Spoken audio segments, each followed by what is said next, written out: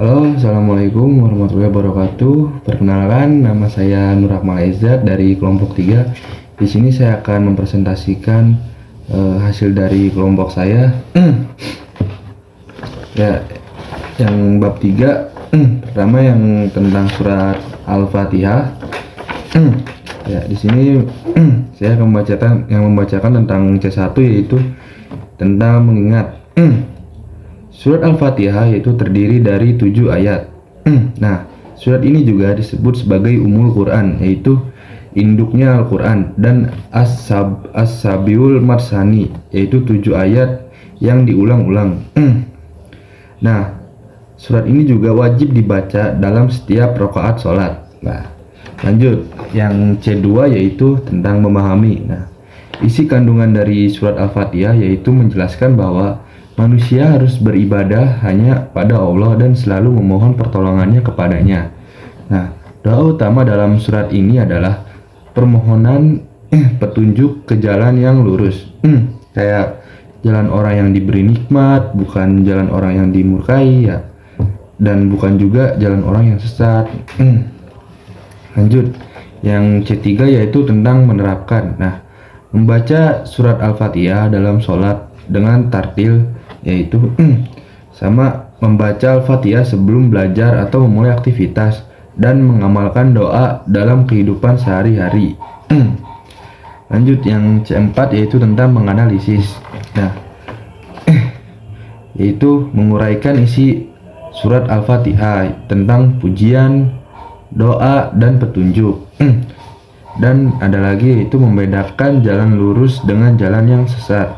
Lalu menjelaskan alasan mengapa surat Al-Fatihah disebut induk Al-Quran. Yang C5 yaitu tentang menilai. Nah, menilai pentingnya memahami arti surat Al-Fatihah, bukan sekedar menghafalkan. Nah, menimbang manfaat membaca dengan tartil dibanding terburu-buru, sama menilai peran surat Al-Fatihah sebagai doa paling utama. Yang C6 mencipta. Nah, membuat doa pribadi terinspirasi dari surat Al-Fatihah, menyusun poster atau minimap isi kandungan dari surat Al-Fatihah, membuat cerita atau puisi tentang pentingnya petunjuk jalan yang lurus. Baik, dilanjut dengan mungkin surat An-Nas. Ya, dilanjut dengan surat An-Nas. C1 mengingat. Surat An-Nas terdiri dari 6 ayat. Nah, termasuk dalam surat Makkiyah juga surat An-Nas ini. Surat ini juga merupakan doa perlindungan atau muwazatain bersama surat Al-Falaq juga. C2 yaitu memahami. Isi kandungan dalam surat An-Nas yaitu menjelaskan bahwa manusia harus meminta perlindungannya hanya kepada Allah sebagai Robnya. Sebagai Robnya, kayak dia terus meminta perlindungan atau segala macam itu hanya kepada Allah. Nah, dalam surat An-Nas ini tuh menjelaskan kepada manusia itu seperti itu. Lanjut, yaitu tentang menerapkan. Nah, buat cara penerapannya, kayak kita membaca surat An-Nas ketika merasa takut, ya kayak misalkan kita lagi ngerasa ada setan gitu di pinggir kita. Nah, kita baca surat An-Nas kalau kita ngerasa takut gitu. Atau kita lagi di hutan tersesat, nah kita baca surat An-Nas. Lanjut, mengamalkan doa surat An-Nas sebelum tidur. Nah, sama membaca surat An-Nas untuk perlindungan sehari-hari. Kayak kita sebelum berkendara atau mau keluar rumah, ya bagusnya sih baca surat An-Nas gitu, supaya kita diberi perlindungan sehari-hari oleh Gusti Allah. Lanjut, yang C4 yaitu menganalisis. Nah, kayak menganalisis yaitu menguraikan bentuk gangguan kayak jin versus manusia. Ya, sama membedakan tauhid uluhiyah yaitu meminta hanya kepada Allah dengan syirik. Menjelaskan bahaya bisikan setan terhadap manusia. Nah, ini nggak boleh nih. Lanjut, yang C5 menilai pentingnya doa Anas untuk menjaga akidah. Nah, doa Anas berarti doa surat Anas ini penting ya berarti ya. Sama memberikan alasan mengapa perlindungan hanya boleh kepada Allah. Nah, kenapa kita berlindung itu hanya kepada Allah gitu. Lanjut, menilai akibat buruk jika manusia mengikuti bisikan setan. Nah, ini akibatnya apa gitu. Lanjut, C6 yaitu membuat doa tambahan. Kita harus membuat doa tambahan terinspirasi yang terinspirasi dari surat Anas, menyusun lagu sederhana dari ayat-ayat surat Anas ini, sama membuat cerita pendek atau minimap tentang melawan godaan setan. Nama saya Aziza Silmi Kafah, NIM 248 1010 168. Di sini saya akan menjelaskan isi kandungan surat Al-Ikhlas dan Al-Falaq. Yang pertama ini adalah surat Al-Falaq. Surat Al-Falaq terdiri dari 5 ayat yang artinya waktu subuh atau fajar. Surat ini dikenal dengan surat perlindungan karena dalam surat ini Allah memerintahkan kita untuk selalu berlindung kepada Allah Subhanahu wa Ta'ala dari segala bentuk kejahatan. Dan yang kedua, isi kandungan surat Al-Falaq. Isi kandungan surat Al-Falaq menjelaskan bahwa manusia harus meminta perlindungan hanya kepada Allah. Kejahatan yang disebutkan dalam surat ini berupa yang pertama, kejahatan makhluk Allah secara umum, yang kedua, kejahatan malam gelap yang menakutkan, yang ketiga, kejahatan tukang sihir yang meniup pada buhul-buhulnya, dan yang terakhir ada kejahatan orang-orang yang iri hati atau dengki. Selanjutnya, menerapkan surat Al-Falaq dalam kehidupan sehari-hari. Yang pertama itu bisa membaca surat ini setiap saat dalam kehidupan sehari-hari maupun sosial ataupun bermasyarakat. Selanjutnya membacanya di pagi sore sebagai doa perlindungan dan membiasakan untuk berlindung hanya kepada Allah ketika takut atau khawatir. Dan untuk menganalisisnya, kita bisa membandingkan dengan surat An-Nas. Yang keduanya itu sama-sama doa perlindungan kepada Allah. Yang bedanya, surat ini lebih fokus pada kejahatan luar seperti sihir, kegelapan atau ain, yang artinya manusia perlu perlindungan Allah Subhanahu wa Ta'ala dari luar maupun dalam. Selanjutnya itu ada evaluasi. Surat Al-Falaq memberi pelajaran bahwa tidak ada yang lebih kuat daripada perlindungan Allah Subhanahu wa Ta'ala. Jika kita mengandalkan manusia atau pergi ke dukun, maka kita telah salah jalan. Surat ini juga mengajarkan agar kita tidak takut pada sihir, ain, iri, atau kejahatan apapun. Dan yang terakhir, kita bisa menciptakan atau creating, membuat doa sederhana berdasarkan surat ini. Misalnya doa permohonan perlindungan sebelum tidur atau sebelum bepergian. Dan yang terakhir itu bisa dengan membuat poster yang berisikan surat Al-Falaq atau kandungannya dan menulis cerita pendek untuk anak-anak. Nah, ini seperti ini ya peta konsep yang saya buat tentang surat Al-Falaq. Selanjutnya, saya akan menjelaskan isi kandungan atau taksonomi Bloom mengenai surat Al-Ikhlas. Dan yang pertama, kita bisa mengingat atau remembering, surat ini terdiri dari 4 ayat. Kata ikhlas yang artinya murni dan tulus. Nah, surat ini juga disebut sebagai surat Tauhid karena menegaskan keesaan Allah Subhanahu wa Ta'ala kepada kita. Dan yang terakhir ini adalah surat yang diturunkan di Mekah atau surat Makkiyah. Yang kedua, kita bisa memahami atau understanding isi dan kandungan surat ini. Yang pertama, bahwa Allah adalah Esa. Dan yang kedua, Allah tempat tergantung segala makhluk atau disebut juga sebagai As-Somad. Dan yang ketiga, Allah tidak beranak dan tidak diperanakan. Dan yang keempat atau yang terakhir, tidak ada sesuatu pun yang dapat menyerupainya. Dan dari sini kita bisa belajar tauhid atau dasar akidah Islam. Allah berbeda dengan makhluknya dan hanya kepadanya kita menyembah. Dan yang ketiga itu ada menerapkan atau applying. Membaca surat ini dalam sholat, membiasakan membaca surat Al-Ikhlas dalam zikir harian, menanamkan sikap ikhlas yaitu beribadah hanya untuk Allah, bukan untuk pujian manusia. Dan yang keempat itu ada menganalisis atau analyzing. Nah, jika dibandingkan dengan agama lain, ada yang beranggapan bahwa Tuhan itu beranak atau menyerupai manusia. Nah, tapi di surat ini Allah menolak semua itu. Surat ini menegaskan bahwa Allah tidak bergantung kepada siapapun dan berbeda dengan makhluk, tidak beranak dan tidak diperanakan. Dan yang kelima itu ada mengevaluasi atau evaluati. Kenapa surat Al-Ikhlas disebut sepertiga Al-Quran? Karena kandungan utamanya adalah tauhid yang merupakan dasar seluruh ajaran Islam. Tanpa tauhid, ibadah kita tidak akan diterima. Jadi dengan memahami surat ini sangat penting untuk setiap muslim. Dan yang terakhir adalah menciptakan atau creating. Nah, kita bisa belajar dari surat Al-Ikhlas dan membuat puisi sederhana tentang Allah yang Maha Esa. Terus selanjutnya menyusun doa pribadi yang mencerminkan ikhlas beribadah hanya kepada Allah. Jadi dengan surat ini kita bisa lebih ikhlas ataupun ridho kepada Allah Subhanahu wa Ta'ala atas semua takdir yang sudah kita terima, mau baik ataupun buruk.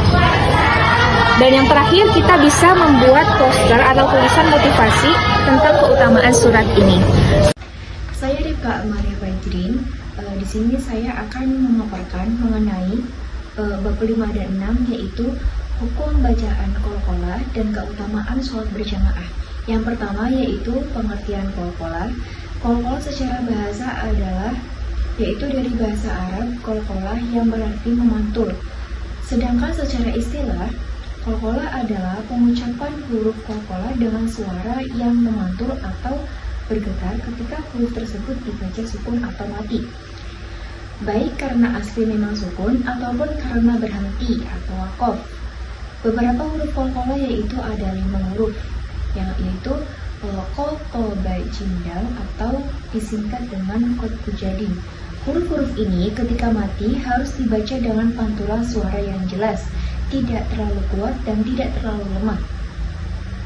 Dan adapun beberapa jenis qalqalah ada 2, yaitu qalqalah sugro dan qalqalah kubro. Qalqalah sugro yaitu sugro artinya kecil. Qalqalah sugro terjadi ketika huruf qalqalah bersukun asli di tengah kata. Contohnya fajnakum. Di tengah kalimat terdapat huruf jim yang sukun atau mati. Yang kedua, ada qalqalah kubro. Kubro artinya besar. Qalqalah kubro terjadi ketika huruf qalqalah bersukun karena waqaf atau berhenti di akhir bacaan. Pantulannya lebih jelas dan kuat. Contohnya al-haqq. Di akhir kalimat terdapat huruf qaf dhammah tasjid. Selanjutnya yaitu keutamaan sholat berjamaah. Pada tahap ini dimulai dari yang paling dasar, yaitu mengingat fakta-fakta yang lebih penting. Misalnya sholat berjamaah lebih utama daripada sholat sendiri. Ketika sholat berjamaah akan mendapatkan pahala yang lebih banyak, yaitu sebanyak 27 derajat. Kata hadis riwayat Bukhari dan Muslim. Mereka juga mengetahui bahwa berjamaah merupakan salah satu cara mempererat hubungan antara sesama umat muslim. Setelah mengetahui keutamaannya, dimulai memahami maka yang lebih dalam. Mereka bisa memperjelaskan bahwa sholat berjamaah bukan hanya soal pahala yang lebih besar, tetapi juga sarana melatih disiplin untuk ukhuwah dan kesetiaan kepada Allah Subhanahu wa Ta'ala. Pada tahap ini dapat mengaplikasikan ilmu yang telah dipelajari, tidak hanya memahami tetapi juga memisahkan diri untuk berjamaah. Misalnya, selalu berusaha sholat berjamaah 5 waktu atau menjadi penggerak teman ataupun yang lain untuk masjid. Sholat berjamaah tidak hanya ibadah ritual, tetapi juga membangun kerjasama, kebersamaan, solidaritas, dan kehidupan sosial antar umat muslim. Sekian, terima kasih. Surah An-Nasr adalah surat ke-110 dalam surat Al-Quran. Surah ini terdiri dari 3 ayat. Surah An-Nasr tergolong surat Madaniyah karena diturunkan di kota Madinah. An-Nasr artinya pertolongan. Surat ini turun sebagai kabar gembira terkait peristiwa besar dalam sejarah Islam, yaitu Fathu Makkah atau penaklukan kota Mekah. Terapkan isi surah ini dalam kehidupan sehari-hari dengan selalu mengucapkan subhanallah dan astagfirullah di setiap Anda meraih kesuksesan. Analisis hubungan antara kesabaran Nabi Muhammad SAW dalam berdakwah dengan datangnya pertolongan Allah. Kesabaran adalah sebab dan pertolongan Allah adalah akibat yang dijanjikan. Surat Al-Kafirun adalah surat ke-109 dalam Al-Quran dan terdiri dari 6 ayat. Surah ini tergolong surat Makkiyah karena diturunkan di Mekah. Al-Kafirun artinya orang-orang kafir yang mengerucut pada mereka yang tidak menyembah Allah Subhanahu wa taala.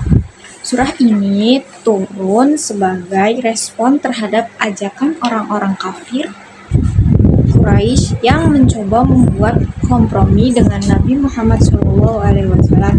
Mereka menawarkan untuk menyembah Tuhan mereka selama setahun. Lalu mereka akan menyembah Tuhan Nabi selama setahun. Terapkan ajaran surat ini dalam kehidupan sehari-hari dengan menghormati keyakinan dan praktik ibadah lain tanpa harus mencampur adukan atas mengikuti keyakinan mereka. Mampu membedakan ajaran tauhid dalam Islam dengan konsep ketuhanan dalam keyakinan lain dan menjelaskan mengapa surah ini termasuk golongan Makkiyah. Di sini saya akan menjelaskan taksonomi Bloom dari 2 bab, yaitu yang pertama bab 9 dan bab 10. Bab 9 ini ada dalam bab 9 ini isinya dari surat Al-Ahzab. Jadi yang pertama itu ada tentang mengingat atau remembering. C1 yang mengingat atau remembering itu isinya menyebutkan jumlah ayat atau menghafalkan lafaz dan juga atau menyebutkan arti dari kata surat itu.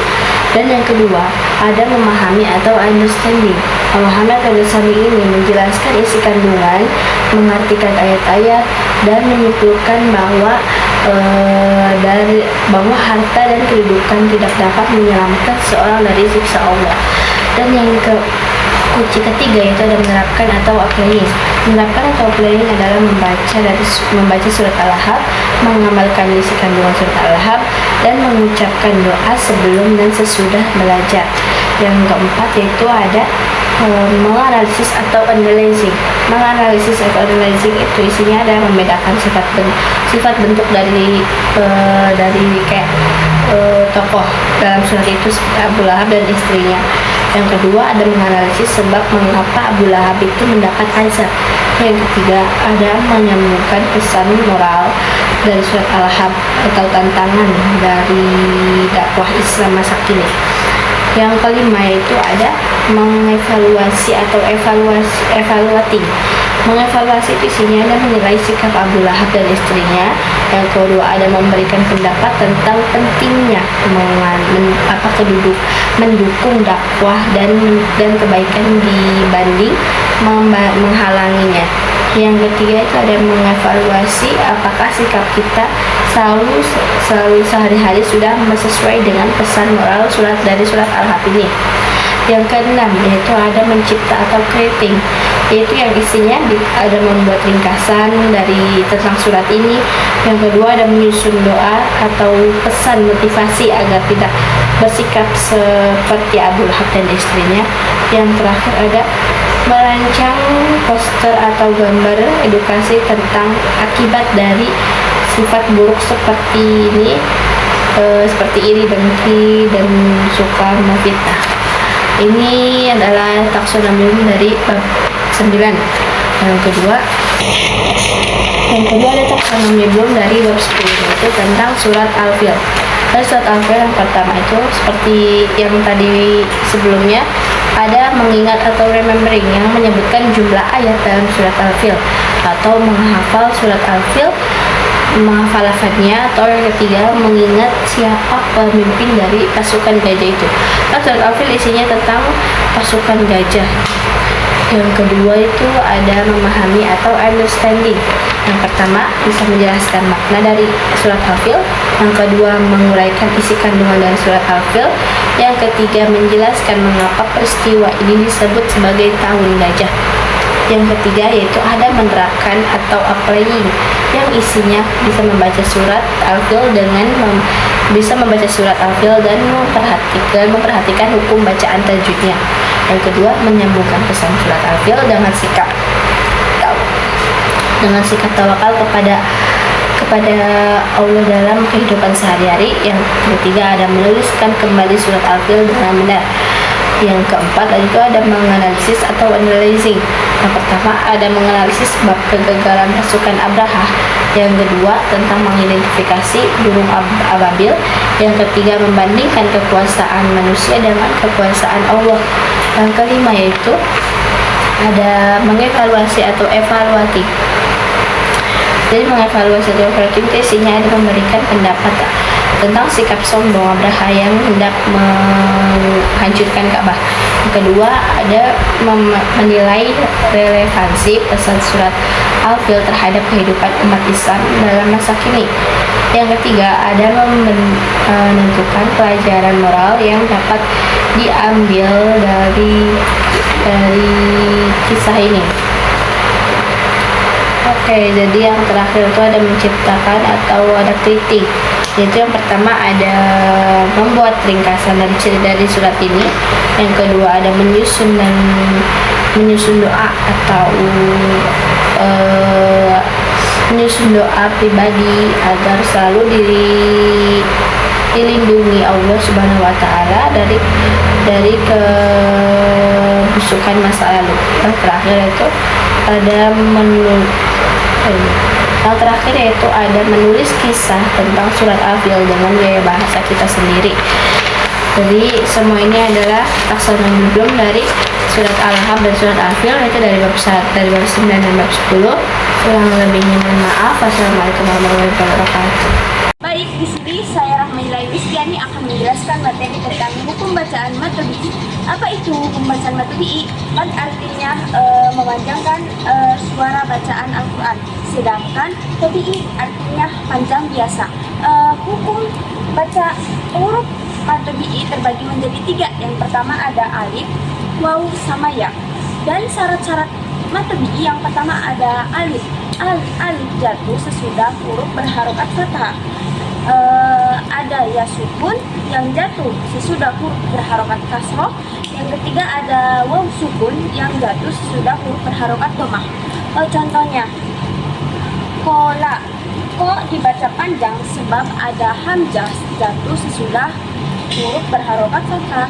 Selanjutnya ada contoh alimun, ya, alimun ya, li dibaca panjang karena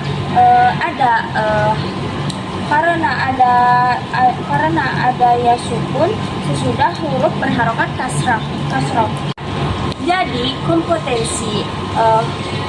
Jadi kompetensi dasar dari materi hukum bacaan matobi'i ini, peserta didik harus mampu melihat apa itu definisi matobi'i, menyebutkan huruf mat yang tadi dijelaskan ada alif, waw, sama ya. Yang kedua, peserta didik harus mampu memahami makna matobi'i dan menjelaskan serta suatu bacaan disebut matobi'i itu apa. Yang ketiga, peserta didik harus mampu menerapkan materi matobi'i ini dalam kehidupan sehari-hari. Jadi kompetensi dasar dari bab ini adalah peserta didik harus mengingat, memahami, dan menerapkan dalam kehidupan sehari-hari. Sekian dari saya, kurang lebihnya mohon maaf. Perkenalkan, nama saya Reva Wulandari dengan NIM 2481010140. Di sini saya akan menjelaskan tentang hadis tentang persaudaraan. Ada satu hadis yang menjelaskan tentang persaudaraan, yang artinya orang mukmin dengan orang mukmin yang lain seperti bangunan, sebagian menguatkan sebagian yang lain. Hadis riwayat Bukhari. Yang perlu kita ingat dalam hadis ini yaitu hadis yang dibahas dalam bab ini menyatakan bahwa orang mukmin itu bagaikan satu bangunan yang saling menguatkan satu sama lain. Yang kedua, bagaimana kita memahami hadis tentang persaudaraan. Isi kandungan hadis adalah bahwa sesama muslim itu bersaudara. Mereka harus saling menolong, saling peduli, dan saling mendukung. Jika satu lemah, maka yang lain ikut merasakannya. Yang ketiga, cara menerapkan hadis ini di kehidupan sehari-hari. Dengan membantu teman yang kesulitan belajar, menolong tetangga yang sedang membutuhkan, dan menjaga persaudaraan di sekolah, rumah, maupun masyarakat. Yang keempat, menganalisis hadis. Persaudaraan akan kuat jika menjauhi sifat iri, dengki, dan egois. Persaudaraan akan rusak jika kita suka memfitnah, membuli, atau saling menjatuhkan. Kelima, yaitu mengevaluasi hadis. Persaudaraan merupakan perintah agama. Persaudaraan membawa kekuatan dan kesatuan umat. Dan persaudaraan harus dijaga dalam keluarga, sekolah, masyarakat, dan bangsa. Yang keenam, yaitu creating atau mencipta. Dengan membuat drama pendek tolong-menolong, membuat slogan atau poster dengan judul Mukmin itu bersaudara, dan menyelenggarakan proyek sosial kecil seperti berbagi makanan dengan teman sekelas. Terima kasih.